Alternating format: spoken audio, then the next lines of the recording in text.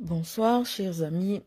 J'ai voulu vous laisser un petit message, déjà pour vous réconforter à la suite de la défaite cinglante des Lions indomptables du Cameroun, qui viennent de perdre lamentablement face aux Lions de la Teranga, qui sont aujourd'hui les véritables maîtres du football en Afrique.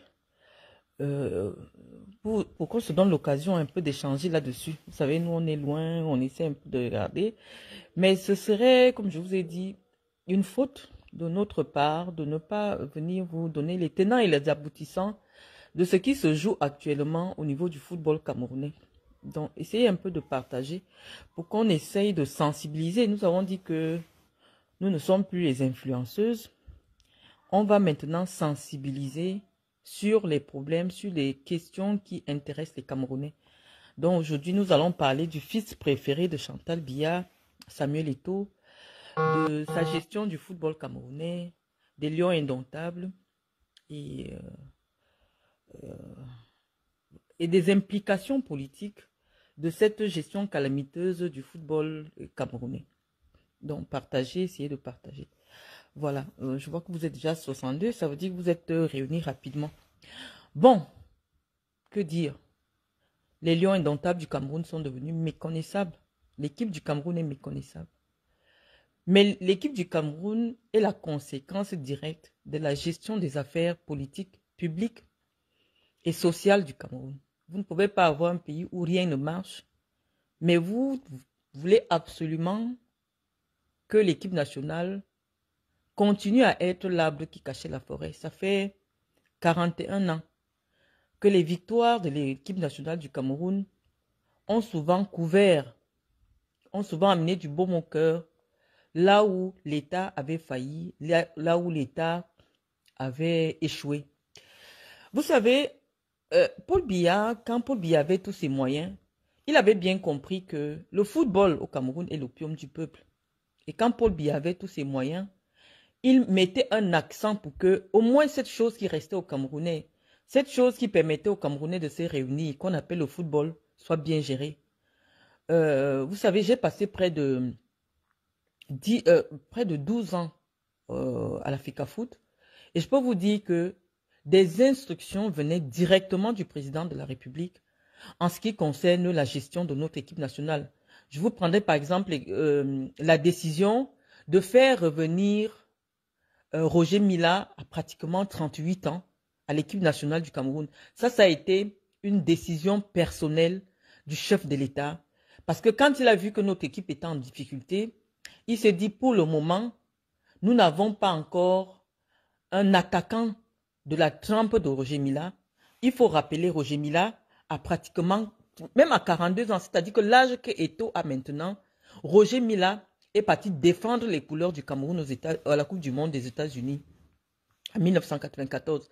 C'est pour vous dire que à un moment donné, si rien ne marche au niveau de la gestion de l'État, de la tête de l'État, tous les pans de la société ne marchent pas. Le football a beaucoup supporté, le football a beaucoup porté, parce que le football, c'était l'unique chose qui marchait. Quand les Lions gagnaient, même si quelqu'un n'a rien à manger, il sort avec sa marmite et, sa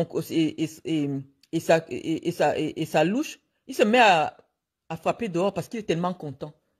Et aujourd'hui, vous voyez que non, la machine a lâché.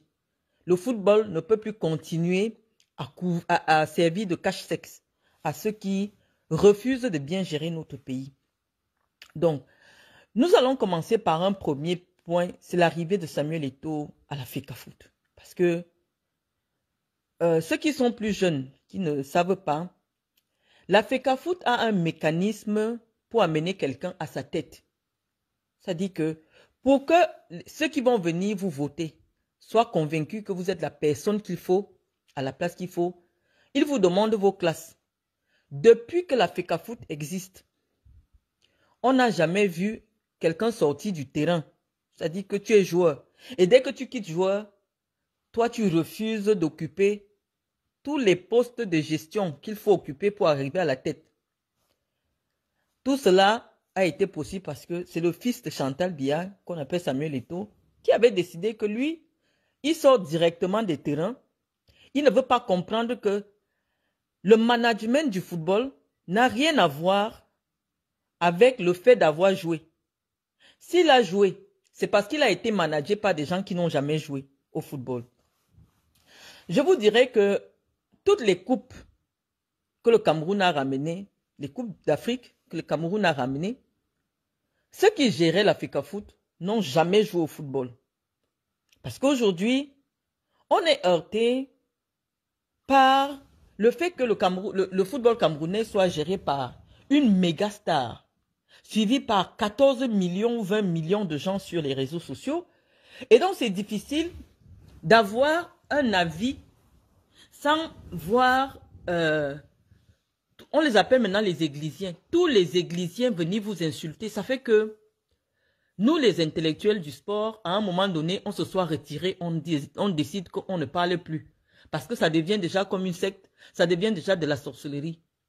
Nous, on savait qu'à l'époque, quand ça ne marchait pas, on essayait de parler sur les plateaux de télé et les dirigeants essayaient un peu de réajuster un peu le tir. Mais depuis que Eto'o est là, déjà il paraît qu'il a des magistrats à sa botte, il a des gens à sa botte, donc tu essaies même seulement de critiquer quelque chose où tu mets ton propre argent, parce qu'on ne vous dit pas, c'est les présidents de clubs qui mettent leur argent personnel parfois pour faire fonctionner le football. Depuis qu'Eto'o a l'Africa Foot, dès que tu parles du football, on envoie les gens t'arrêter. Donc c'est devenu pire que le régime politique. C'est-à-dire qu'on n'a même plus le droit de donner un avis. Il a déjà dit que dès que tu parles seulement que Fecafoot Eto'o, tu dois aller en prison. Et nous, on dit que dans une démocratie, ce n'est pas possible, d'autant plus que ce n'est pas une association privée.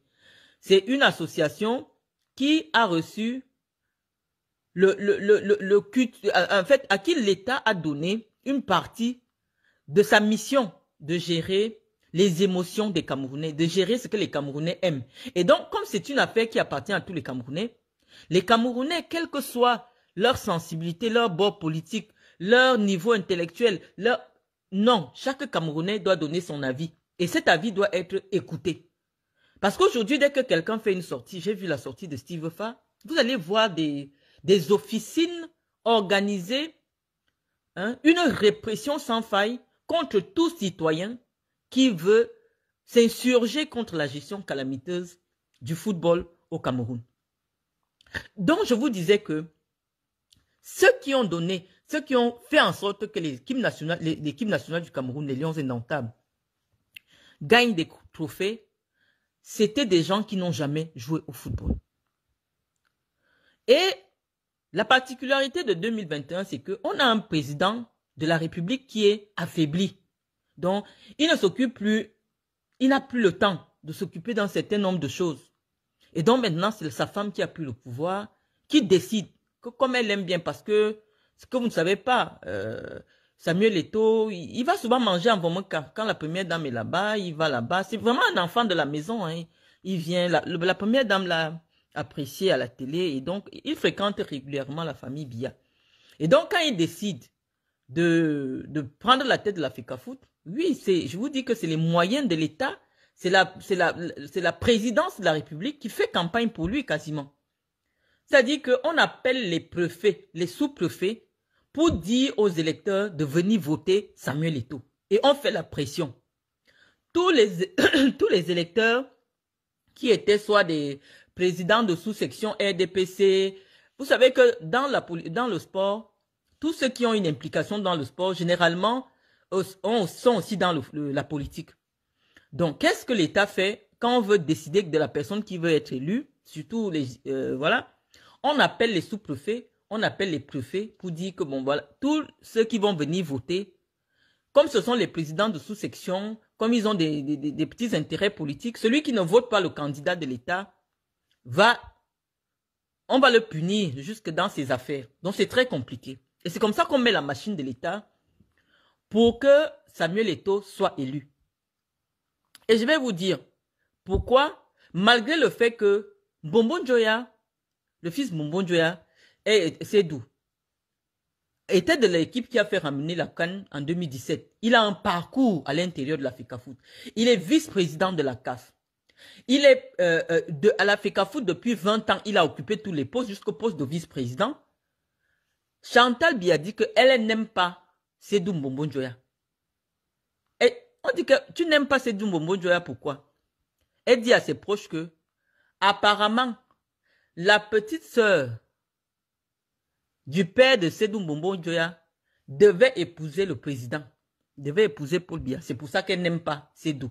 Donc elle va tout faire pour que Sédou ne soit plus président de la FECAFOOT. Je vous dis, il y a des choses qui sont tellement basiques au Cameroun, vous ne pouvez pas croire, mais c'est comme ça. Elle décide que non, la tante de Sédou était celle qui devait épouser le président. Vous la connaissez, une grande intellectuelle qui a écrit des livres, elle était même docteur. Il paraît que elle était très bien positionnée, elle a entretenu, elle aurait entretenu, on ne sait pas.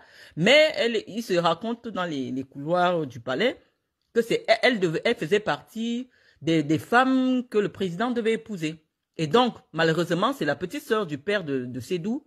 Et elle décide que elle ne veut plus voir Sédou. Rien que pour ça, parce qu'elle a la possibilité aujourd'hui, c'est elle qui décide.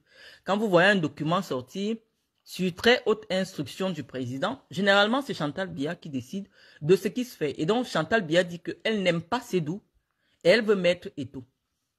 Bon, nous sommes d'accord avec ça, c'est une star. Mais nous disons que dans le fonctionnement du football, avant d'arriver à la tête de la fédération, tu dois avoir un parcours pour savoir comment on gère une équipe, comment on gère des équipes minimes, comment on gère des équipes seniors, comment ça se fait le management du football, comment ça se fait le management des acteurs du football. C'est pour cela qu'on exige quand même de ce... C'est pas écrit, mais il faut une légitimité dans le monde du football. Le monde du football, c'est comme l'armée. Tu ne peux pas demander à quelqu'un qui est caporal de venir diriger des généraux. Les généraux ne seront jamais d'accord. Les généraux vont accepter parce que c'est une décision qui vient de la plus haute autorité de l'État. Mais derrière, les généraux vont saboter ton travail parce que tu n'es qu'un caporal. Et malheureusement, Eto'o a gagné les trophées en tant que joueur. Mais dans la gestion du football, Eto'o, c'est un caporal. Et il a à sa tête des généraux qui estiment que nous, on ne peut pas l'accompagner parce que non seulement il n'a pas fait ses classes, mais il n'a aucune notion de management. Je vous dis, la personne qu'on a enlevée, c'est Sédou Mbombo Njoya. On peut dire tout ce qu'on veut sur lui, mais il a été le directeur général de la LONACAM, la Loterie Nationale du Cameroun, pendant des années. Et dès qu'il est parti de là, il est venu à la FECAFOOT. Il a commencé à la base, au niveau de la région, et il est monté au niveau national, où il a occupé pendant longtemps le poste de premier vice-président de la FECAFOOT. Et il était le vice-président de la CAF. Et donc, avec Sédou Mbombo Njoya, le Cameroun avait encore la chance de prendre la tête de la CAF. D'ailleurs, même vous voyez pendant la CAN aujourd'hui, Sédou Mbombo Njoya, c'est lui qui représente le président de la CAF, parce que c'est lui il est vice-président à la CAF. Mais Eto'o sait de lui-même que s'il dit qu'il va être président de la CAF, on ne peut pas accepter. Parce qu'on sait, les gens de la CAF savent que, il n'a pas le niveau. Parce que lui aussi, il a un petit niveau troisième douteux, dont on ne reviendrait pas, parce que ce n'est pas le plus important dans le football. Mais on sait qu'en termes de management du football, Eto'o n'a jamais été président d'un club. Eto'o n'a jamais, pour savoir même comment on gère un club à la base, il n'a jamais été président de club. Il n'a jamais été président départemental. Il est quitté des stades où il courait, il est monté directement dans les stades, au niveau de la gestion du football. Nous, quand nous avons pensé, parce qu'on savait que c'est l'État, c'est-à-dire que c'est la présidence qui avait voulu qu'il arrive, on voulait soutenir l'initiative de la présidence, et on avait pensé que peut-être son aura, son nom pouvait attirer des sponsors, parce qu'il y a un besoin criard de sponsors au niveau du football. Parce que le football fonctionne vraiment à 80% avec l'argent des sponsors. Quand vous n'avez pas de sponsors, ça ne marche pas. Donc on s'est dit, voilà, c'est une personnalité du monde du football, il peut ramener des sponsors. Si une personnalité comme moi, je n'ai pas joué au foot, j'ai pu amener Nike au Cameroun, j'ai pu amener le Qatar, j'ai pu amener un certain nombre de sponsors, je me dis, mais attends, à mon petit niveau, si c'est possible, de ramener des contrats de 20 millions d'euros, Eto'o peut ramener peut-être 100 ou 200 millions d'euros. C'était ça notre vision. Qu'on s'est dit, oh, pourquoi pas. Si l'État décide qu'on ne veut plus de Sédou, on peut se mettre derrière Samuel. Mais Samuel n'a pas d'humilité.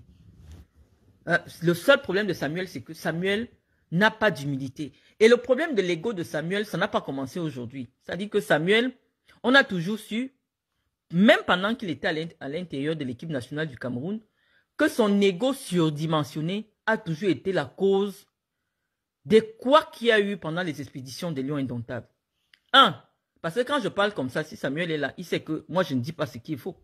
Moi, il m'appelle Maman Marlène. Dans son histoire de maman, là, Samuel m'appelle que Maman Marlène. Il sait que je ne mens pas. Il sait que je ne le diffame pas. Parce que j'ai été avec eux partout. Pour des raisons X ou Y, j'ai été dans la tanière avec eux. Donc si je parle de Samuel, je ne parle pas de ce que j'ai lu, je ne parle pas de ce que j'ai entendu, j'ai toujours été avec les Lions. Et je dis que Samuel Eto'o, quand il était joueur, c'est quelqu'un à qui aucun ministre ne peut parler. C'est-à-dire que quand il était joueur, les ministres avaient peur de lui adresser la parole. Parce que vous dites que je suis mal élevé. Samuel est 10 fois... Parce que quand Samuel parle à quelqu'un, tu es ministre. Et le Samuel était du genre, quand le ministre des Sports lui parle, il prend son téléphone, il appelle directement le cabinet civil de la présidence et il dit que lui ne reçoit que des ordres du cabinet civil de la présidence. C'est-à-dire que Samuel, quand il était joueur, il mettait d'abord les ministres des Sports mal à l'aise. Pour lui, le ministre, c'est limite comme de la merde. Et tous les ministres le savent. C'est-à-dire que le ministre est obligé de faire semblant pour apparaître au moins dans les photos. Parce que le ministre sait que il ne peut pas parler à Eto'o. D'ailleurs, même vous avez vu, chaque fois que le ministre convoque des réunions, le ministre actuel, et je vais dire au professeur Moelle Kombi que bon, malheureusement, ce n'est pas lui seul. Eto'o fils, en tant que président de l'Africa Foot, n'est jamais venu à une réunion que le ministre des Sports a convoquée au ministère dans le cadre de la préparation d'une compétition. Il ne vient pas. Il t'envoie quelqu'un. Parce que pour lui, tu n'es pas au niveau de le convoquer. Et donc, on disait que dans la gestion du football, depuis que Samuel est dans le foot, l'ego de Samuel a toujours été un problème. L'ego de Samuel a toujours été l'ego surdimensionné. Parce que malheureusement, Eto'o, c'est une méga star. C'est-à-dire qu'on prend un enfant d'un commando, on fait de toi une star mondiale. C'est-à-dire que le cerveau n'a pas encore le temps de s'habituer. C'est ce qui est arrivé à Samuel Eto'o. Donc, la tête de Samuel est gonflée. Il sait que après Paul Biya au Cameroun, c'est lui. Donc, aucun ministre... Bon, même Paul Biya, il s'en fout déjà.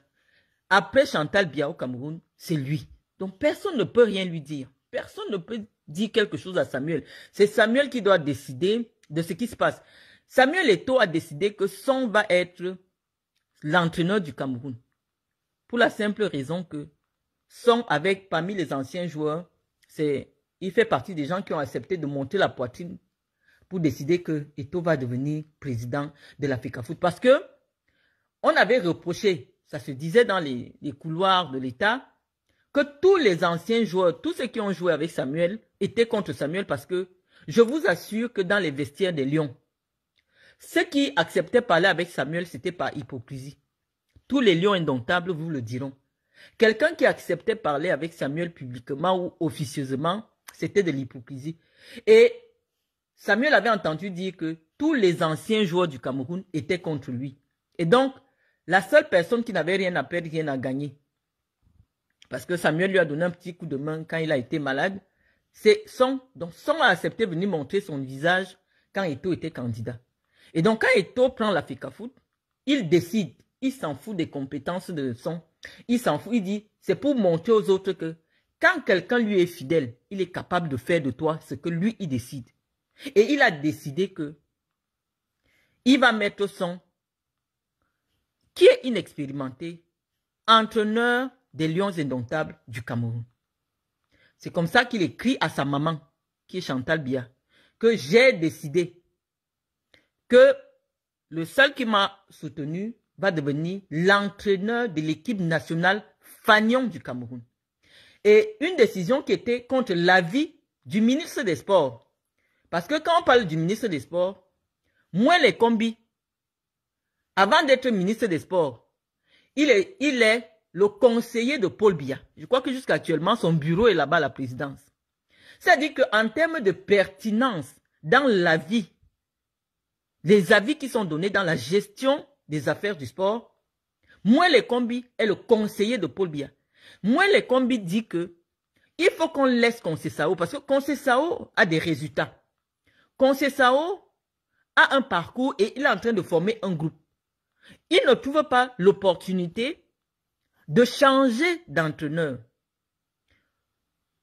Or, Samuel, il a un premier problème, c'est qu'il estime que ce sont les Cédou qui ont signé Conceição et donc forcément, il y a des rétrocommissions.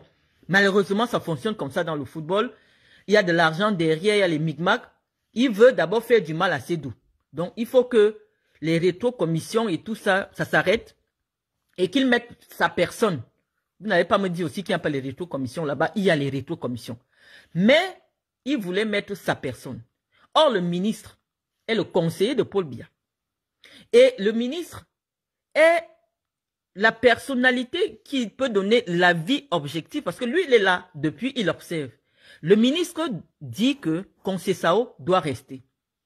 Mais comme Samuel a plus de cotes à la présidence que le ministre, parce que le ministre, lui, il parle au président, le ministre ne parle pas à la première dame. Or, c'est la première dame qui prend la décision. Donc, la première dame demande au ministre d'État de faire une correspondance dans laquelle on informe le ministre que le président de la République a décidé que son et tous les noms que Eto'o a donnés, c'est eux qui sont là. Donc ça fait quand même une bavure sur le ministre. Ça fait une bavure sur le ministre. C'est-à-dire que le ministre, c'est lui, je vais dire quoi, le conseiller technique du président dans le domaine du sport. Lui, il fait une analyse. Il suit l'équipe depuis un moment. Depuis un moment, il décide que c'est Conceição. Mais, bon, je vous ai déjà expliqué comment fonctionne aujourd'hui le président. C'est-à-dire le vrai président du Cameroun, c'est Chantal Biya. Elle décide qu'elle veut faire plaisir à son fils. Et pourquoi Chantal veut faire plaisir à son fils?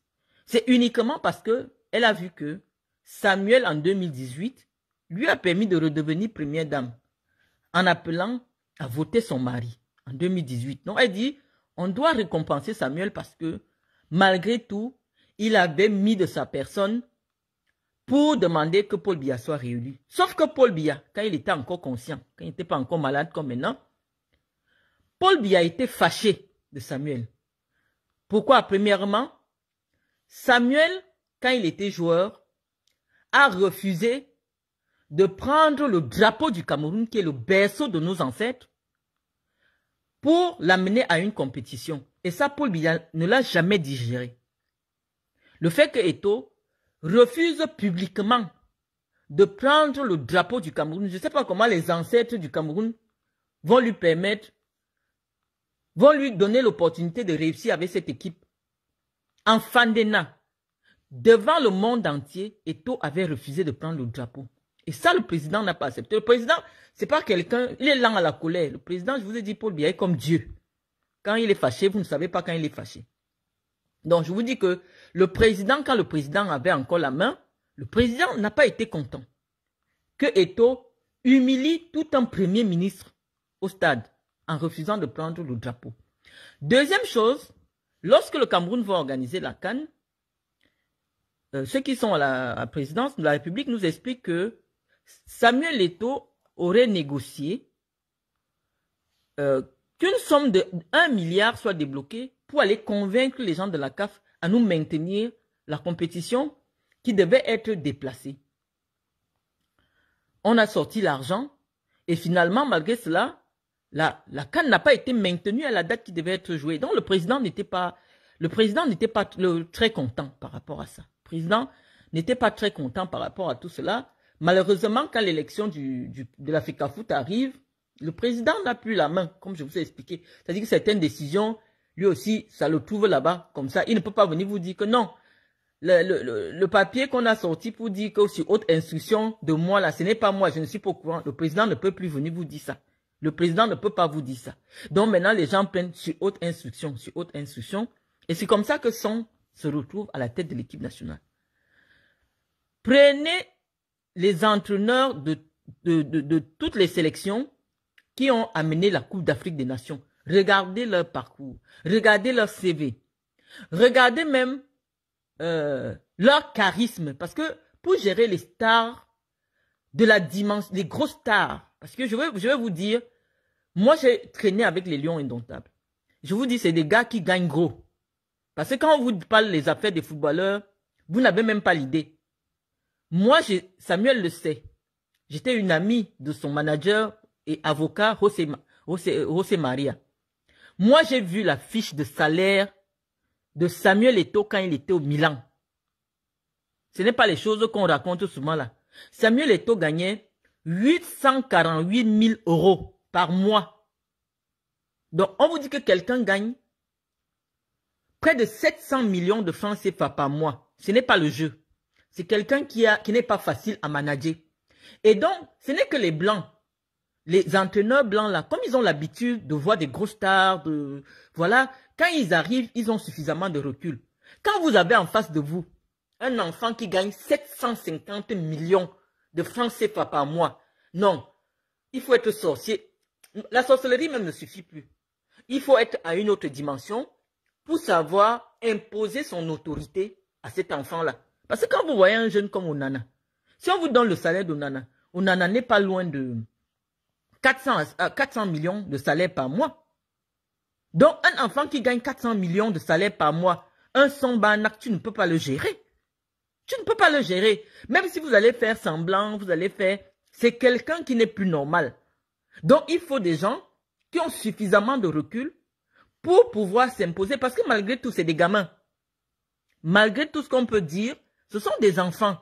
Ils ont besoin d'être encadrés, ils ont besoin d'autorité, ils ont besoin de discipline. Et donc, si leur entourage n'est plus en capacité de garantir la discipline, c'est impossible. C'est impossible de gérer un tel groupe. La preuve même, c'est-à-dire les conflits d'intérêts entre le président de la FECAFOOT et certains joueurs. On vous dit, Onana, il a des problèmes avec Samuel parce qu'à l'époque, Samuel lui avait demandé ceci. Il y a toujours des petites histoires un peu, parce que bon, Samuel, c'est leur génération. Donc, normalement, il y aura des petits micmacs entre les joueurs parce que Samuel n'est pas âgé. Ça fait pas longtemps que Samuel joue au football. Samuel, c'est leur génération. Donc, il n'y a personne pour imposer l'autorité. Et le Samuel s'est déjà arrangé pour que le ministre soit considéré comme un pantin. C'est-à-dire que tout le monde sait que le ministre des Sports, bon, il vient seulement là pour les photos. Mais personne ne gère ce que le ministre des Sports peut dire, ce que le ministre des Sports peut penser, parce qu'on sait que Samuel reçoit ses instructions directement de la présidence de la République. Et vous n'allez pas dire qu'on est en train de faire de la délation, parce que moi, la première fois que je vois le directeur adjoint du cabinet civil venir à la FECAFOOT, c'est sous Samuel Eto'o. Vous avez vu dernièrement quand Samuel a tapé un homme à la canne, au Qatar, le directeur adjoint du cabinet civil s'est déplacé pour venir encourager Samuel Eto'o. Ce qu'on ne voyait jamais. Hein? C'est-à-dire que c'est la présidence de la République qui se déplace pour venir. Ils peuvent avoir leurs relations personnelles. Hein? On n'en disconvient pas.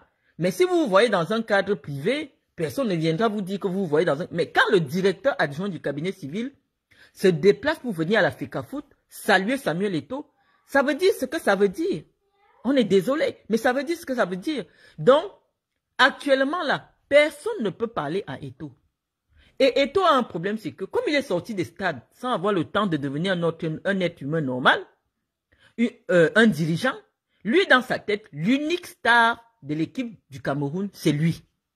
Et donc, si une autre personnalité ou un joueur vient avec des esprits de star, il te met à côté. Même si tu es le plus bon joueur, on a dit que tu marques des buts ou tu fais quoi, il va tout faire, soit pour te mettre mal à l'aise, soit il ne va jamais t'appeler. Et c'est ce qui se passe avec l'équipe nationale. C'est-à-dire que on ne va pas à la CAN avec des amateurs. Parce que ce qui se joue maintenant là, c'est comme si...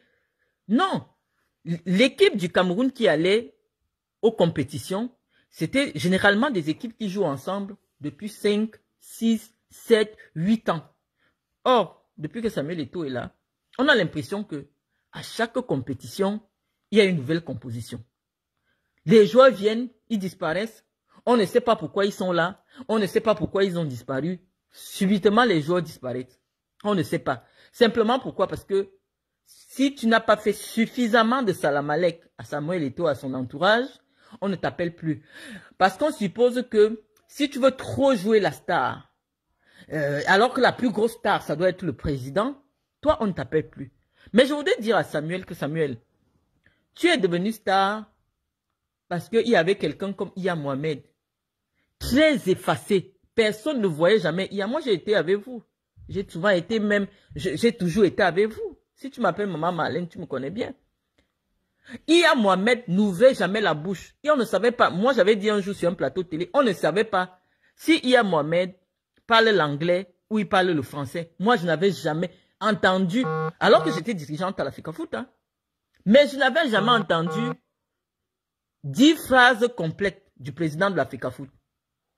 Pour lui, les stars, c'était les joueurs. Il venait, il donnait ce qu'il avait à donner, il dit 2 phrases, il dit on vous a compris, et il laisse le ministre s'exprimer, il s'éclipse. Mais c'est Iya Mohamed là, qui a donné les coupes au Cameroun et injustement emprisonné en Kondengui. On l'a emprisonné juste pour faire plaisir à Samuel Eto'o parce que Samuel avait cru que c'est Iya Mohamed qui avait décidé de le suspendre de l'équipe nationale. Mais je vais dire à Samuel aujourd'hui que Samuel, ce n'est pas Iya Mohamed qui avait décidé de te suspendre. C'est Paul Biya qui avait demandé qu'on te suspende de l'équipe nationale après le désordre que tu avais causé. Ablida qui avait écorné l'image du Cameroun, écorné l'image parce que Iya Mohamed, c'était un homme politique. Lui, il prenait ses instructions directement de Paul Biya. Depuis que tu es à l'Africa Foot, tu sais que le vrai président de l'Africa Foot se trouve à la présidence de la République. Rien ne se fait dans le football au Cameroun sans que ce ne soit, la décision ne vienne de la présidence de la République. Et donc, un joueur de ta dimension qui est suspendu par l'Africa Foot, ça ne peut pas être de la simple volonté du petit Iya Mohamed que tu as toujours méprisé. Tu as refusé publiquement au cours d'un match international, pendant que les officiels saluaient les joueurs, de saluer Iya Mohamed. Tout le monde t'a vu. Mais Iya Mohamed n'a jamais dit « Oh, comment Samuel m'humilie publiquement et donc je n'appelle plus Samuel Eto'o. » Parce qu'il savait que c'est le président de la République qui décide de qui vient jouer, de comment l'équipe nationale est gérée. Et donc je te dis que toi, tu avais décidé que Iya Mohamed doit payer de sa personne parce qu'il a osé te suspendre de l'équipe nationale du Cameroun. Et tu t'es arrangé avec tes relations. Parce que pour les relations, moi-même, je confirme, tu as trop de relations. Tu es capable d'inquiéter n'importe qui au Cameroun. Les seuls que tu ne peux pas inquiéter au Cameroun, il n'y a que Chantal Biya et peut-être Franck Biya. Et Franck Biya même encore, je mets entre parenthèses. Donc, Maman Chantal a décidé que comme tu es l'ami de Junior, tu vas devenir président de l'Africa Foot. Et tes amis, parce qu'au Cameroun, pour avoir les amis, ce n'est pas difficile. Il suffit que tu donnes 10 millions à quelqu'un et il peut mettre n'importe qui mal à l'aise. Malheureusement, c'est notre pays. Tu as décidé de nuire à cet homme qui a fait gagner des coupes au Cameroun, qui est actuellement en prison, qui a pris 15 ans de prison. On dit qu'il a détourné l'argent de la Sodécoton. Et cet argent-là, on dit que on le condamne à 15 ans de prison uniquement parce qu'il a pris l'argent réservé au sponsoring pour financer ce Coton Sport, qui était la meilleure équipe de football du Cameroun. On dit aux Camerounais que Coton Sport, Sodécoton, c'est une entreprise qui appartient à près de 70% à des Français et dont le reste appartient à l'État du Cameroun. Or, les administrateurs côté français, ils ont fait un rapport, ils disent que non, Iya Mohamed n'a jamais rien détourné. Et même l'argent qui a été pris pour sponsoriser Coton Sport, ça a été fait avec la décision du conseil d'administration. Donc, en principe, Iya Mohamed ne doit pas être en prison. Mais tes amis, pour te faire plaisir, ont mis cet homme en prison. Donc, toi, tu penses, et je te l'ai toujours dit, que Iya Mohamed peut être en prison et toi, tu gagnes des coupes avec le Cameroun, quoi. Donc, toi, tu le penses, en fait. C'est pas possible. Et donc, moi, j'ai dit, Moi, j'ai mis beaucoup d'argent dans le football. Je n'ai pas autant d'argent que toi, mais le petit peu que j'ai mis, toi, tu n'as pas encore mis la moitié parce que tu n'as même pas encore pris une équipe de division départementale pour montrer comment tu peux gérer le football. Grâce à tes relations, tu es arrivé. Mais je voulais te dire aujourd'hui, Samuel, que la révolte que les Camerounais attendent là va venir par toi. Parce que tu es la matérialisation de l'imposture politique qui existe au Cameroun. On dit aux Camerounais que les Camerounais n'ont pas droit à la double nationalité. Mais toi, exceptionnellement, tu as droit à la double nationalité. Quand tu sors du Cameroun, tu sors avec un passeport espagnol. Tu m'avais envoyé ton passeport espagnol. Moi, j'ai ton passeport espagnol, tu le sais. Tu me l'avais envoyé quand je devais faire ton visa d'entrée en Guinée équatoriale. Donc, moi, j'ai ton passeport espagnol. Tu es espagnol. Mais les autres Camerounais n'ont pas le droit d'avoir des passeports étrangers. Donc, le temps que tu es là, tu peux dire à ta maman, à ta très chère maman, de permettre qu'il y ait la double nationalité pour tous les Camerounais. Il ne doit pas avoir une gestion des Camerounais 2 poids 2 mesures. De même aussi, Samuel, si tu veux vraiment sauver ton honneur, parce que dans la vie, tu as tout gagné. Tu as montré que si tu veux être président, sortant des stades, hein, tu viens traverser tout le monde, tu es déjà président. Tu as démontré cela. Mais, comme je suis en train de demander actuellement, Samuel, il faut sortir par la grande porte. Cette affaire de Fecafoot va salir ton image. Samuel, si ça ne se passe pas bien à la CAN, rentre à Yaoundé, tu démissionnes. Parce qu'un jour, à cause de cette affaire de foot-là, les Camerounais vont se lever et ils vont profiter à travers toi de créer le chaos qu'ils sont en train d'attendre au Cameroun aujourd'hui. Parce que tu ne peux pas savoir l'importance du football dans le cœur des Camerounais. Donc, sur ce, je n'aurai pas beaucoup de choses à dire en ce qui concerne, parce que je ne veux pas que les Églisiens viennent sur ma page. Je vais vous laisser. Et, comme j'ai dit, maintenant, nous on sort du côté influenceuse pour venir sensibiliser les Camerounais. Donc, moi j'ai pas lu vos commentaires, hein. J'ai pas lu vos commentaires. C'est-à-dire, si Samuel sort au premier tour de la CAN, parce que un quintuple vainqueur de CAN ne peut pas être aujourd'hui en train de calculer que oh, si je gagne ceci, si je gagne, en train de négocier une qualification au second tour. Donc si Samuel, si tu ne fais pas en sorte que l'équipe nationale du Cameroun se qualifie au second tour de la CAN, reste en Côte d'Ivoire, parce que tu as une maison là-bas, reste en Côte d'Ivoire et tu envoies ta démission. Comme ça, tu auras sauvé ton honneur. Je ne montre pas mon visage parce que ce n'est pas mon visage qui est important. Vous connaissez mon visage. Je n'ai pas besoin de montrer mon visage. Samuel, même les yeux fermés, il sait que c'est moi qui suis en train de parler. Tu comprends? Je ne suis pas venu parler pour vous tous. Je suis venu parler à Samuel. Je dis à Samuel que si le Cameroun ne se qualifie pas au second tour de la CAN, il reste là-bas une fois, il envoie sa démission. C'est tout. Ce n'est pas le Cameroun aujourd'hui qui doit être en train de négocier, à chercher comment. Mais ça, c'est devenu quoi? Samuel n'a jamais appris à gérer le football. Jouer au football, ce n'est pas gérer le football. Quand moi, je me suis levé pour dire que je veux prendre la Fecafoot, c'est parce que j'avais été présidente départementale. J'avais été présidente régionale. Et c'est pour cela que les gens pensaient que je peux avoir la légitimité d'être candidate à la présidence de la Fecafoot. Toi, tu n'as jamais été même président d'un club d'arrondissement. Toi, tu sautes de là parce que tu crois que tu as joué. Est-ce que jouer, c'est manager? Est-ce que jouer, c'est diriger? Est-ce que jouer, c'est savoir comment on gère des hommes? Non. Donc, on dit que l'imposture, à un moment, elle doit s'arrêter. Elle doit s'arrêter.